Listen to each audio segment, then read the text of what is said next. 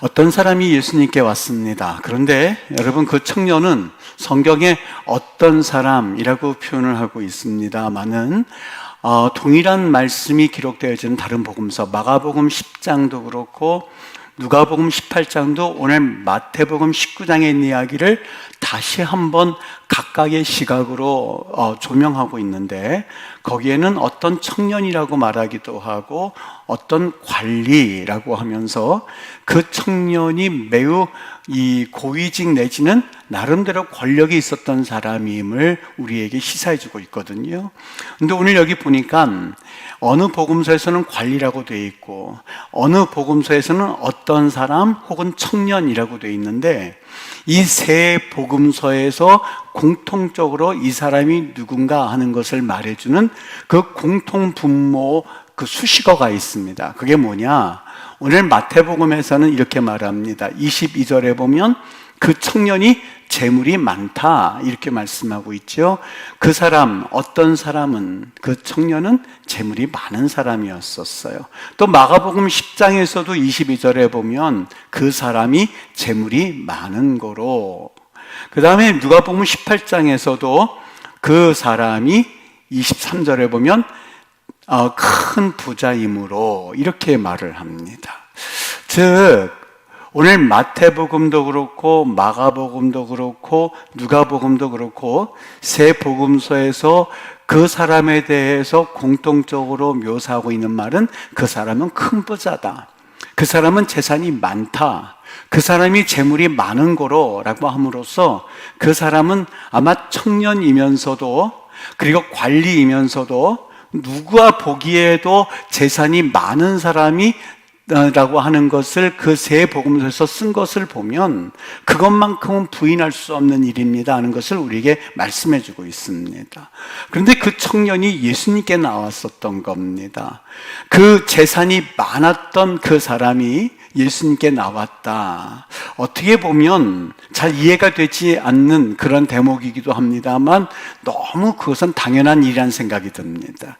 여러분, 그 사람이 예수님께 나와서 내가 어떻게 하여야만 영생을 얻을 수 있겠습니까 하는 그 말 가운데는 그의 영이, 또한 그의 영적 상태가, 그리고 그의 삶이 구원을 얻지도, 그리고 그에게는 행복도, 또한 그의 삶에는 참 너무 좋다라는 만족도 경험하지 못했던 사람이었습니다. 여기 비록 구원이라든지 아니면 여기 행복이라든지 하는 말을 직접적으로 내가 어떻게 내가 어떻게 행복할 수 있겠습니까? 라는 말을 직접적으로 사용하고 있지는 않아요. 그런데 막연하게나마 우리가 그가 영생이라고 하는 말을 사용함으로써 무언가 갈급해하고 있는 청년이구나 하는 것은 볼 수가 있어요. 예수님 믿지 않는 청년이 온 적이 있었어요. 참 얼굴이 갸라름하게 남성이면서도 참 이 얼굴 하얀 청년으로서 참 잘생겼다 하는 생각이 드는 청년이었어요. 머뭇머뭇하는데 뭔가 말하려고 하는데 직접적으로 말은 표현하지 못했는데 나는 그 마음 가운데서 그가 하는 말 속에서 이 청년이 뭔가 갈급해하고 있구나. 내가 어떻게 구원 얻을 수 있겠습니까? 구원이란 말을 들어보지 못했으니까 그는 구원이란 말을 사용하지 못했고, 내가 어떻게 해야 행복할 수 있겠습니까? 행복이라는 말을 쓰지는 않았습니다만은 그의 마음 가운데에 간절히 무언가 갈급해하고 있구나 하나만큼은 알 수가 있었습니다. 이 청년이 그랬어요.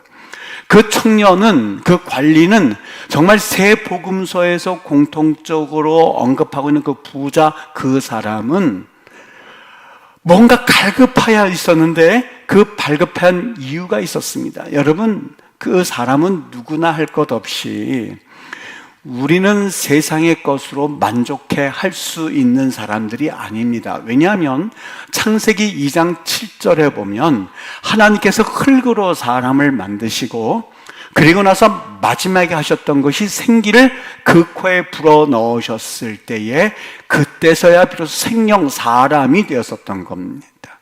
육체적 진흙으로만 되어 있었을 때, 육체적인 거로만 채워 있었다면 한 가지 거기에는 하나님의 생기가 들어가야만 하는데, 그 생기라고 하는 것이 우리 영적으로 채워져야만 할 것들입니다. 그래야 온전한 이 땅에서의 인간, 여기 생영으로서 우리가 살아갈 수가 있는 거거든요.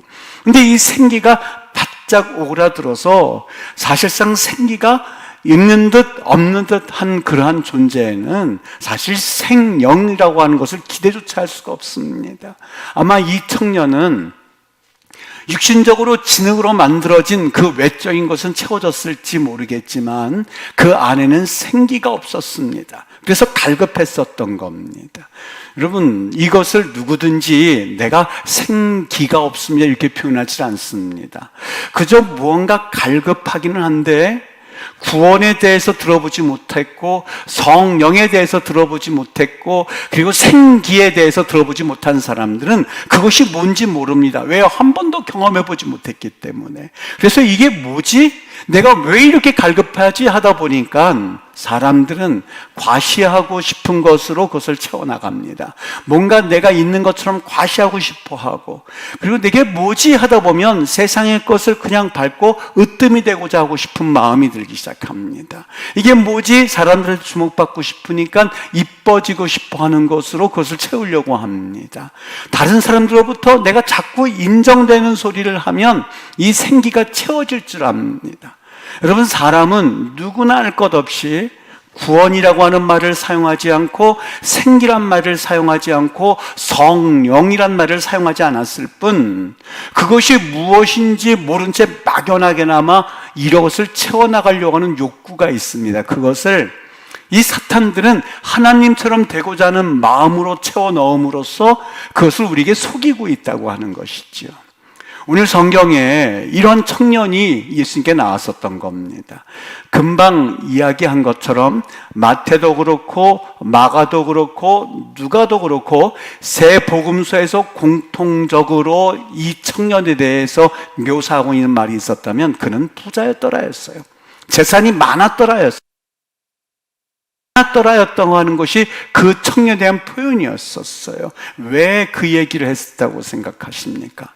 무엇 때문에? 그냥 청년이 나와서 예수님께 내가 어떻게 하면 영생을 얻을 수 있겠습니까? 그냥 말할 수도 있었어요. 그냥 한 사람이 중요하지 않습니까? 그런데 굳이 마태, 마가, 누가는 그 부자가, 재물이 많은 사람, 그리고 재물이 많은 고로라는 말을 반복해서 그 청년을 묘사했던 이유는 무엇일까? 왜 그 사람이 영생을 구했다고 이야기하는 것일까? 여러분, 거기에는 한 가지 성경에서 말하고 싶은 것이 있습니다. 그것은 돈이라고 상징되어지는 그 무엇을 가지고서는 인생의 만족감을 느끼지 못했던 사람을 이야기하고 싶었었던 겁니다. 여러분, 세상에서 가져다주는 돈, 세상에서 돈이라고 상징되어지는 그 어떤 것을 가지고 살면 나는 만족할 수 있다고 보십니까? 천만에요. 성경에서는 애시당초 우리에게 그것은 우리에게 만족을 줄 수 없다는 것을 아담과 하와를 통해서 말씀해 주었어요. 언제요? 하나님께서 각종 나무 실과를 에덴 동산에 그들에게 다 허락해 주셨어요. 그럼에도 불구하고 아담과 하와는 선악과를 따먹으려고 손을 뻗친 것을 보면 우리 인간들은 애시당초 우리가 눈에 보이는 그 외적인 것으로는 절대 만족할 수 없는 존재라는 것을 말씀해 주고 있는 것 아니겠습니까?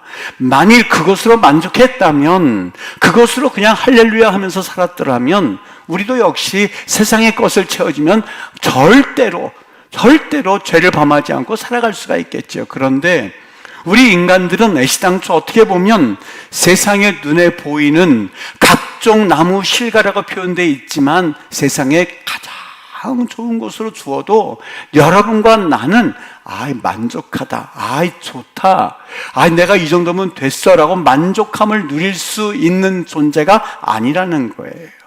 예수님이 그를 향하여서 뭐라고 그러셨냐면 내 재물을 나누어 주라고 말합니다. 내 재물을 모든 사람에게 나누어 주어라 라고 말했어요. 그래야 영생을 얻을 수 있다는 이야기를 우린 성경에서 보게 돼요. 이건 좀 이상하지 않습니까? 왜 굳이 재산을 나누어 주라고 했었던 것일까? 도대체 구원과 어떤 사람은 아직 구원이라고 하는 것을 알지 못한 사람은 행복이라고 표현을 해보죠.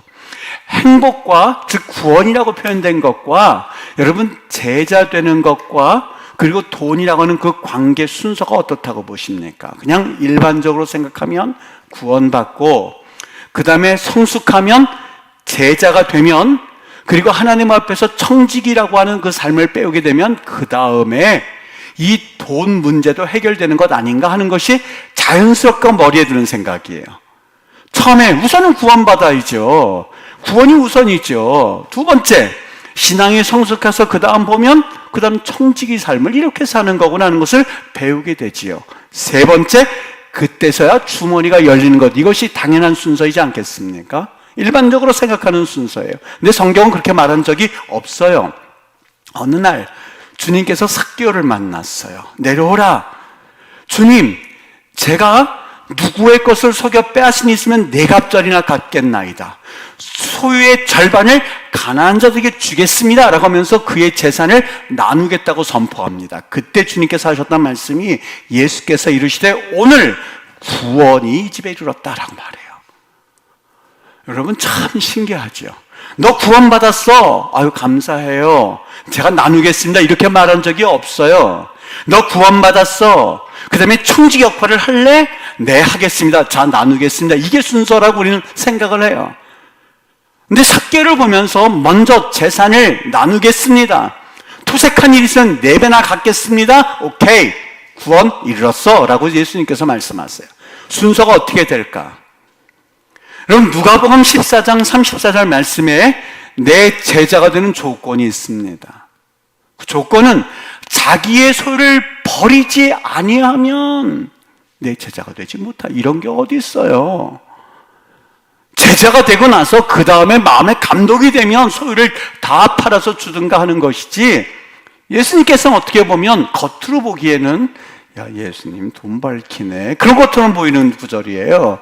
예수님이 뭐라고 그러시냐? 자기의 소유를 버리지 아니하면 먼저 돈 문제예요. 그리고 나서 구원의 문제, 제자의 문제를 다루세요. 오늘 말씀도 여러분 보세요. 그 부자 청년에게 뭐라고 그러시냐?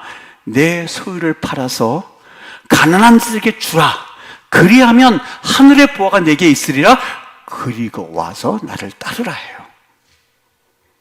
여러분, 먼저 주님을 따르고 내 물질적인 문제를 말하는 게 아니라 먼저 나누어 줘. 소유를 팔아서 가난한 자들에게 줘. 그리고 나서예요. 순서가 우리가 생각했던 것과는 다르다는 것을 알 수가 있죠. 아직도 기억나는 사람이 있어요. 잊지를 못하겠어요. 참 그분 부유한 사람이었었어요. 그냥 일반적인 그냥 부자가 아니라 정말 부자였어요.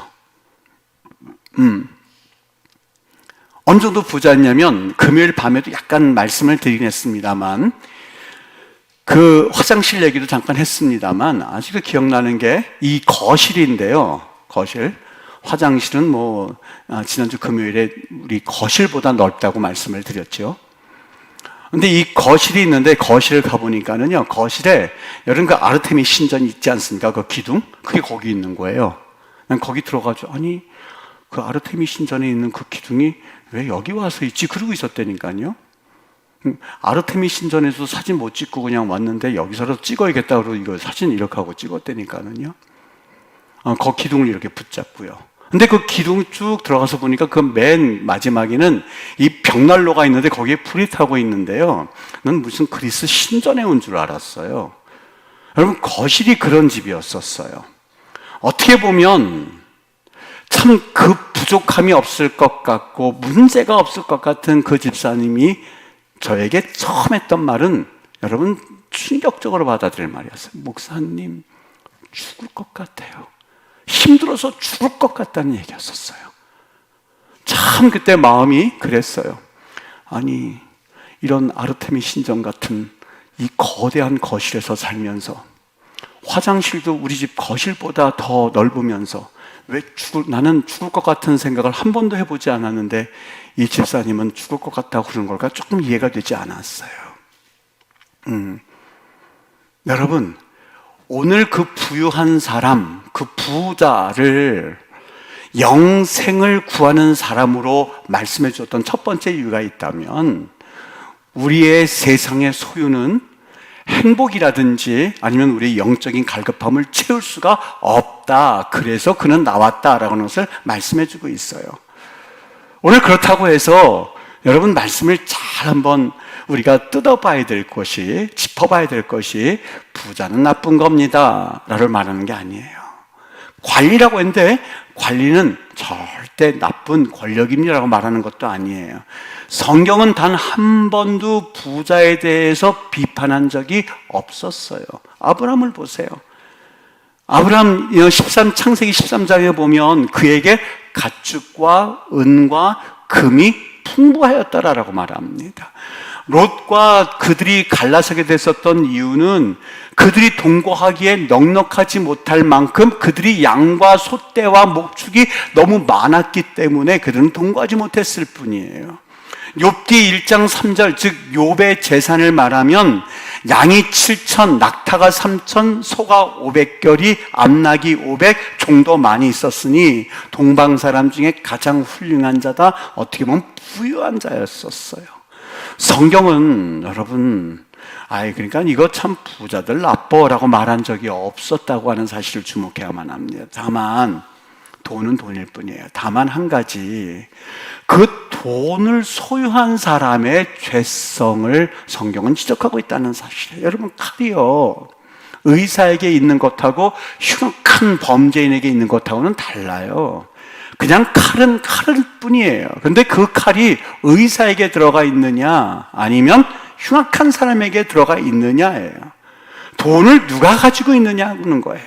여기 돈을 나누어 주어라, 네 소유를 팔아서 가난한 자들에게 주라 했었을 때에 의사의 반응을 보였거나 흉악한 자의 반응을 보여, 둘 중에 하나의 반응을 보여야 되는데, 이 부자 청년은 의사가 칼을 가지고 있는 그 반응을 보인 것이 아니라 흉악한 자가 칼을 내버리라 했을 때 그 반응을 보였어요. 뭐라고 그랬어요? 슬픈 기색을 하고 근심하고 떠나갔어요.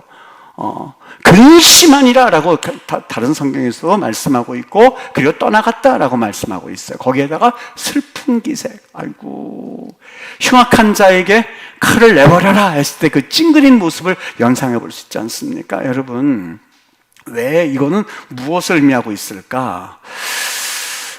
여러분, 이게 아무것도 아닌 것 같지만 돈이라고 하는 것은 그동안 우리 역사에 있어서 수많은 영성운동가들과 사상가들이 씨름했던 제목이 바로 이 돈과 권력이었었어요. 여러분, 돈과 권력은 아무런 상관이 없을 것 같죠? 우리 기독교 역사에 있어서 수많은 사상가들이 싸웠던 것이 무슨 피 흘리는 이런 종교 전쟁, 그건 십자가 전쟁 그때 잠깐이었었고요. 수백 년, 수천 년을 걸쳐서 싸워왔던 것이 돈과 권력이었었어요. 그 수도원 운동이요, 왜 거기 가면 그렇게 청빈 운동을 하는 줄 아십니까? 돈과 멀리하겠다는 거예요. 돈과 싸우겠다는, 돈이 최고입니다 했을 때 거의 항거하는 거예요. 그런 소리 마십시오. 돈 최고 아닙니다 라고 하는 청빈 운동, 그게 바로 돈과 싸우는 모습이거든요.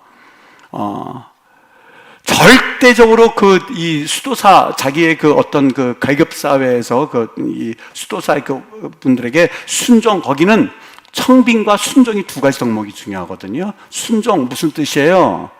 나는 권력 갖지 않겠습니다. 격려할 때 이렇게 하잖아요. 난 이게 무슨 뜻인가 해서 좀 바보 같았어요. 이렇게 하면 좀 괜찮은데, 격려할 때 꼭 이렇게 해요. 야, 니네들 격려 왜 이렇게 하냐? 그랬어요. 여러분, 이렇게 하면 바보 같죠? 격려! 그러면 바보 같지 않습니까? 난 이거 보고 처음엔 저게 뭐야, 저렇게 하면 어떻게 싸워? 근데 이게 뭐냐면, 나 손에 칼 없습니다예요. 나 빈손임, 당신에게 빈손입니다. 이거 보니까 의미가, 이렇게 하는 것보다 의미를 알고 나니까 이렇게 하고 싶더만요. 나 정말 아무것도 없습니다, 이 뜻이에요. 자기 상관에 대해서 이거예요. 나 없는 거 보이시죠? 이 뜻이더만요. 여러분, 나는 청빈합니다. 나는 순종합니다는 나는 권력이 없습니다. 당신에게 순복합니다. obedience, 그게요. 나 청빈합니다. 돈과 거리해 두겠습니다. 그 뜻이에요. 리차드 포스트가요, 돈과 섹스와 권력이라는 책에서 뭐라고 말씀하고 있냐면, 돈에 대해서 비판한 적은 없어요. 돈을 가진 자들이 하는 행위에 대해서 말씀하고 있는데 이렇게 말해요. 낭비는 현대인의 광기다. 낭비는 현대인의 광기다. 그리고 그가 쓰는 말을 한번 들어보세요. 읽어드릴게요. 더 많이 얻고자 하는 현대 탐욕은 정신병이다. 왜냐하면 그것은 현실 감각을 잃어버린 형상이기 때문이다. 제3세계의 빈곤과 1세계, 미국처럼 그 선진국이죠. 우리나라도 이제 포함되겠죠. 1세계 풍요 사이의 그 괴리는 가공할 만한 비율로 가속화가 되고 있다. 진지한 성도라면 이제는 어떻게 살아야 될지 결정해야 할 때다. 우리는 풍요 가운데서 그것을 알지 못하지만 가난한 제3세계에서의 빈곤은 눈뜨고 쳐다보지 못할 만한 그 엄청난 빈곤이 있는데 1세대, 1국가, 세계의 풍요사의 괴리는 너무나 커가지고 이것이 가공할 만한 엄청난 그것으로 가속화가 되고 있다는, 점점 더 벌어지고 있다는 거예요. 이제 크리스찬이라면 어떻게 살아야 될지 결단해야 될 때다. 그러니까 낭비는 정신병이다라고까지 말을 했어요. 성경에서는 단 한 번도 돈에 대해서 비판한 것이 아니라, 잘 들어보세요. 누가복음 6장. 화 있을진저 너희 부유한 자여. 돈에 대해서 표현한 것이 아니라 너 부유한 자, 부유한 사람이요. 누가복음 16장. 하나님과 재물을 겸하여 섬길 수 없다. 사람이라면, 하나님의 사람이라면. 마태복음 너희를 위하여서 보물을 땅에 쌓아두신, 너희를 위하여예요. 마태복음 19장 낙타가 바늘기로 들어가는 것이 부자가 하나님 부자 사람이에요. 누가복음 12장 삼가 모든 탐심을 물리쳐라. 사람의 생명이 소유에 넉넉한 데 있지 아니하니라. 사람을 너희 소유를 팔아서 누가복음 6장 너희 구하는 자에게 주라 라고 함으로써, 여러분 이 돈이라고 하는 것이 우습게 보지 마세요. 그래서 숭배할 대상도 아니에요. 만만치 않은 영적 세력이 가지고 노는 또 하나의 도구거든요. 그러니까 조금 전에 이야기했던 것처럼 나 하나님 앞에서 제자 될래요? 잘 살아볼래요? 그리고 하나님 앞에 훌륭한 사상가 되려 하는 사람은 한결같이 수천 년을 걸쳐서 돈과 권력 이것 가지고 싸움한 거예요. 돈과 권력 가지고요. 심지어는 청교도들은요, 근면을 강조했던 청교도들 있죠. 그 청교도들이 또 강조했던 것, 이것은 잘 드러나지 않는데, 게으른 것은 용납하지 못했어요. 게으르지 말고 열심히 살아라. 그런데 너무 열심히 산 것도 그들은 지적했어요. 왜요? 너무 열심히 삶으로 인하여서 그 사는 목적이 하나님의 영광이 아니라 그저 내가 즐기고 내가 일을 즐기고 내가 벌기 위해서 열심히 사는 것을 경계하라 그랬어요. 일에 빠져드는 것도 역시 악한 것이라고 봤던 것이 이 청교도의 그들의 사고였었어요. 무엇을 말하는 걸까? 그 사람이 부자임에도 불구하고 이런 모든 것들은 하나님을 섬기는 것과 구원 얻는 것과 영생 얻는 것과 행복을 얻는 것과는 아무런 상관이 없다고 하는 거예요. 이제 그 청년에게 또한 자신을 드러낼 수 있는 것 한 가지가 있었는데, 나는 율법을 지켰습니다 였었어요. 살인하지, 간음하지, 도둑질하지, 거짓 증언하지, 부모 공경 다 했다는 거예요. 그리고 나머지 하지 않았다는 거예요. 사랑했다는 거예요. 그리고 자신은 율법을 온전히 지켰다고 나와 있어요. 무엇을 말하는 걸까? 자의적인 노력을 가지고 어떤 조건을 충족시켰다고 해서, 그래서 내가 선한 일을 했다고 해서 내가 무슨 또 선한 일을 해야만 하느냐라고 하는 그 질문을 통해서 자신이 어떤 도의적인 나름대로의 주도권을 쥐고 있다고 그래서 얻어줄 수 있는 것은 아니라고 하는 것. 행복도 영생도 구원도 내가 이런 것을 다 지켰다고 해서 얻어줄 수 있는 것은 아니라는 것. 여러분, 오늘 본문 말씀 가운데 힌트가 하나가 있어요. 이게 도대체 무슨 분명한 의미일까? 잘 들어보세요. 오늘 본문 말씀이 있기 바로 전에 우리 예수님께서 어린아이를 칭찬한 장면이 나옵니다. 어린아이를 데려오니까 사람들이, 야, 어린아이들 오지 마. 예수님께서 그 어린아이를 지적하는 그들을 보면서 어린 아이들이 내게로 오는 것을 용납하지 말아라. 이게 무슨 말씀일까라고 생각할 쯤에 거기 그 다음 본문, 우리가 읽은 본문 말씀을 시작하면서 이두라는 말이 있어요. 조금 들어가서 이두란 말이 몇 번 이야기했는데 이두, behold예요. 여러분 이거 보세요. 이것 보세요. 여기 이런 일이 있어요. 여러분 기가 막힌데 금방 예수님께서 아이들을 내게로 오는 것을 금하지 말아라, 용납하라 라고 이야기했음에도 불구하고 여기 정반대되는 사람이 나오네요. 그 사람은 자기의 율법을 드러내는 사람이에요. 무슨 얘기일까요? 이 사람은요, 금방 어린아이와 같지 않으면 천국을 얻을 수 없다고 말했는데 불구하고 그것과 반대로 살아가는 사람이에요. 재물과 권력이라는 것에 통제를 잃어버린 자였었고 자신이 무엇을 하려고 착각했던 자였습니다. 세상의 것을 통제하려고 하는 자였습니다. 그리고 이것을 가지고 그는 행복을 얻을 수 있다고 생각했던 자였습니다. 여러분, 왜 어린아이를 이야기하고 나서 그 다음에 이두란 말을 썼는지 조금 이해가 되십니까? 정리해서 말하면 어린아이들 같은 경우는 자기가 무엇을 통제하려고 하는 마음조차 없는 아이들이 어린아이들입니다. 그런데 이것과 정반대되는 개는 뭘까? 무엇이든지 간에 어른 자기가 통제하려고 했었던 사람이었었어요. 은혜도 통제하면 받을 수 있다고 생각을 했고, 구원도 내가 받을 수 있다고 생각을 했고, 영생도 내가 통제해서 받을 수 있다고 생각했고, 내가 율법을 이렇게 행하면 이룰 수 있다고 생각했고, 돈과 권력 모든 것을 다 쥐면 내가 이 모든 것들을 통제할 수 있다고 착각하는 이 기가 막힌 어린아이와 반대되는 자를 말하고 싶었던 거죠. 여러분, 여기 하나의 도식을 통해서 말할게요. 여기 어린아이가 있는 것을 보면서 부모와 자식과의 관계의 도식을 생각하면 오늘 이 말씀이 깨달아지게 됩니다. 부모가 자식을 볼 때에 그 어린아이를 이제 막 태어난 아기서부터 그 어린아이를 볼 때에 얘가 나한테 무언가를 해주니까 만족하시던가요? 아버지, 나 지금 가가지고 앵벌이라든지 능력은 없고요. 아버지, 앵벌이라도 해서 이렇게 가져왔는데 보세요. 하면 여러분 즐거워하시겠습니까? 그 어린아이가 낑낑대면서 일어나가지고, 아유, 오늘도 일 나가야지. 그러면 기뻐하시겠습니까? 아니요. 그런 부모라면 아마 좀 정신이 이상한 부모일 거예요. 어린아이는 그 존재 자체로요.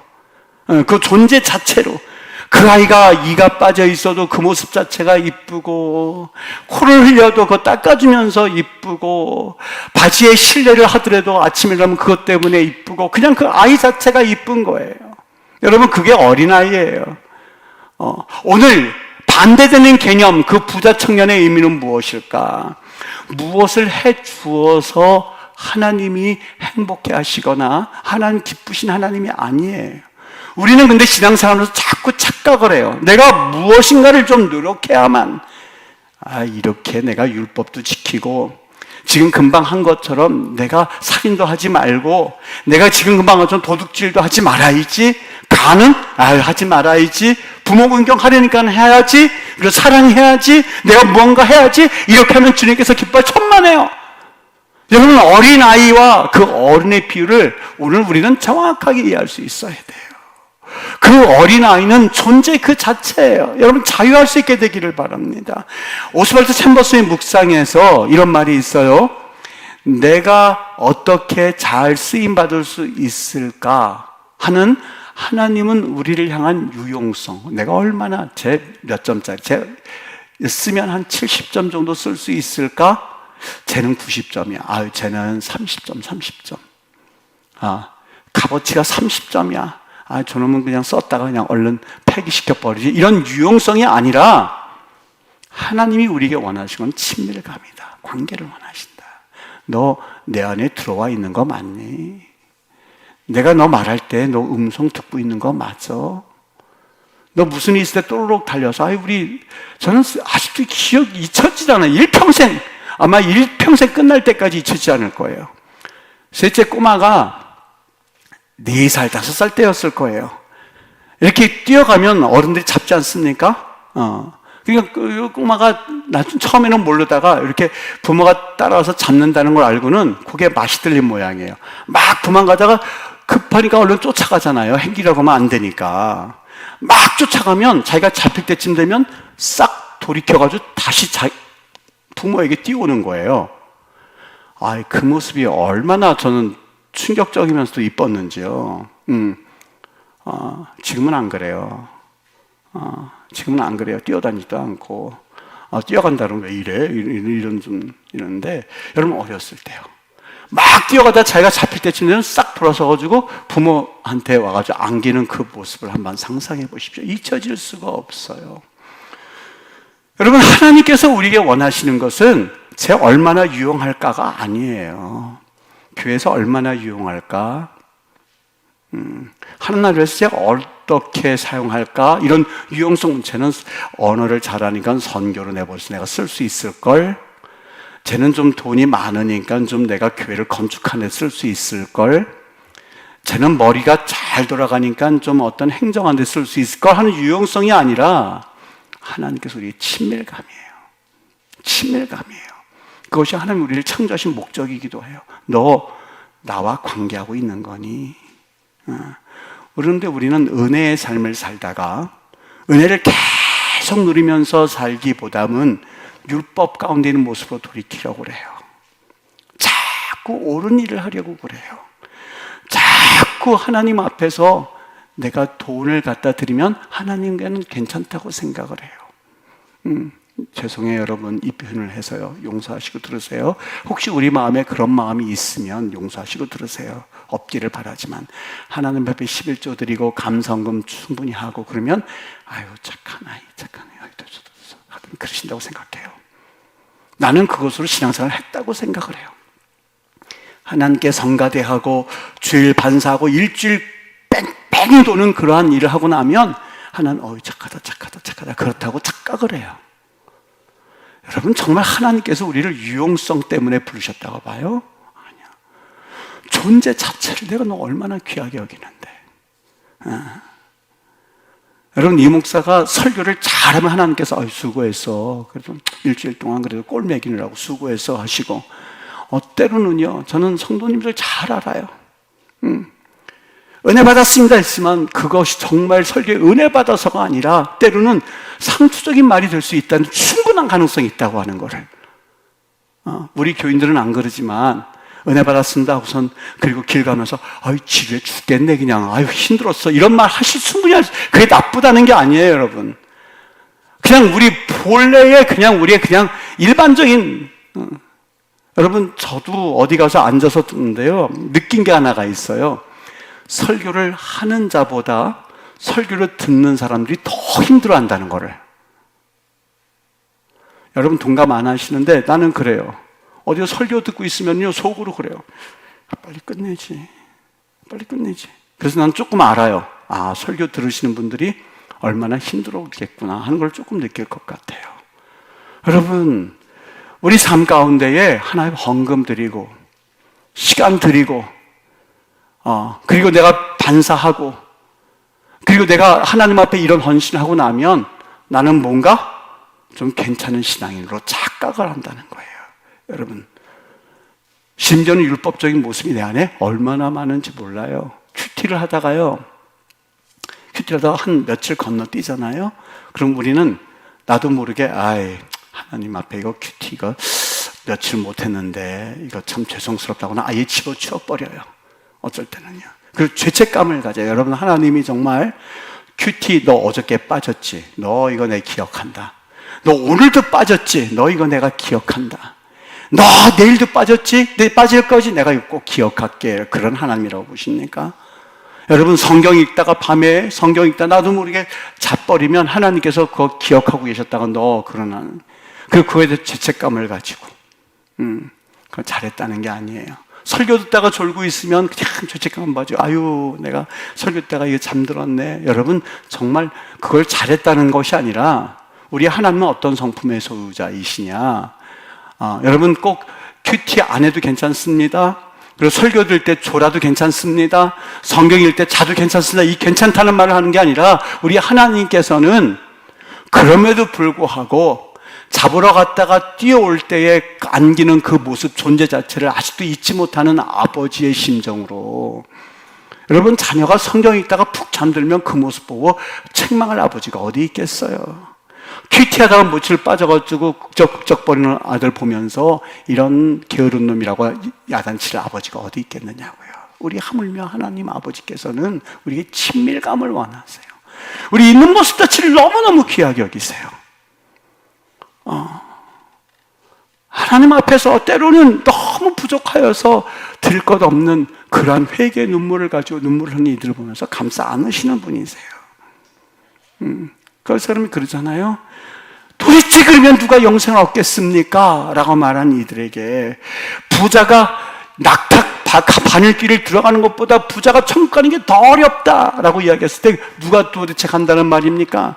누가 천국 간다는 말입니까? 도대체 어떻게 할 수 있단 말입니까? 하나님 말씀하세요. 사람으로는 할 수 없으나 하나님으로는 할 수 있는 무슨 말일까? 은혜예요. 은혜예요. 우리 신앙생활은 은혜예요. 여러분, 은혜, 모든 게 은혜예요. 예수 믿는 것 자체에서부터 시작해서, 그래서 하나님 앞에 살아있는 것, 숨쉬는 것 자체에서 시작해서 하나님의 그 크신 은혜입니다 하는 것을 마음으로 깊이 경험하는 것이야말로 주님과의 친밀함에서 비롯되는 은혜의 깨달음이에요. 여러분, 오늘 일부 예배 이렇게 드리지만 여러분 삶 가운데서 이 은혜가 어느 사이인가 모르게 사라져 있습니까?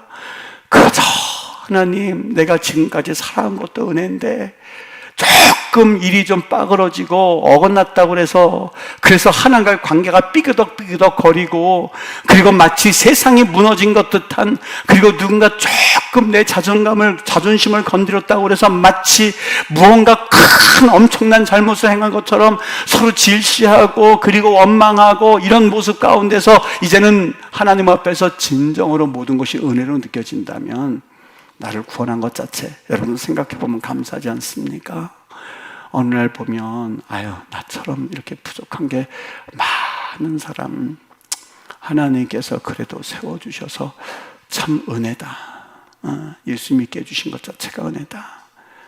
내가 만약에 교회 다니지 않았고 복음을 듣지 못했다면 아이고, 내 인생 정말 헛된 인생 될 뻔했다 하는 생각으로 하나님 앞에서 가만히 기도하다 묵상에 잠길 때가 있습니다. 여러분, 로마서 5장 21절 읽어드릴게요. 죄가 사망 안에서 왕노릇한 것 같이, 죄가 사망 안에서 우리에게 왕노릇한 것 같이 은혜도 또한 의로 말미암아 왕노릇하여 예수 그리스도로 말미암아 영생에 이르게 함이니라. 믿으십니까? 죄가 왕노릇을 했지만, 죄가 왕노릇을 해서 그래서 우리가 그렇게 넘어지고 그리고 실수하고 좌절했지만, 이제는 누가 왕노릇을 하라고요? 은혜도 또한 의로 말미암아 왕노릇하게 하려는 것, 예수 그리스도로 말미암아 우리로 하여금 영생에 이르게 하기 위한 것임을 다시 한번 주님 앞에 고백하면서 우리 교회에 은혜가 넘치게 되기를 바라요. 여러분 삶에 주님과 친밀함으로 말미암아 은혜가 넘치게 되기를 바라요. 주님의 친밀함으로 말미암아 은혜가 역사하는 그러한 우리의 삶이 되기를 주의 이름으로 축원합니다. 오 하나님, 나에게 은혜 주시옵소서라고 하는 그런 기도의 그 간절한 소망을 가지고 한 주간도 주님과 동행할 수 있게 되기를 예수님의 이름으로 축원합니다. 네, 기도하겠습니다.